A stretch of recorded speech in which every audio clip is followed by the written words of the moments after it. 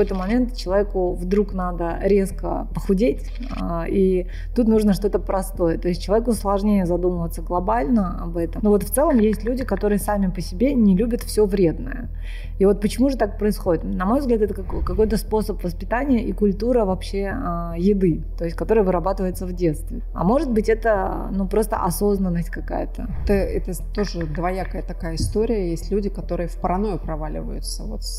Это тоже, да, это другая крайность. Начинается невроз тоже есть, на почве того, что А есть знакомые, очень неглупые люди, которые абсолютно, на мой взгляд, просто себя, как по мне, так просто себя убивают, потому что они курят, едят сладкое, пьют алкоголь, то есть причем они совершенно вменяемые вообще люди, то есть умирать они не хотят, они хотят жить.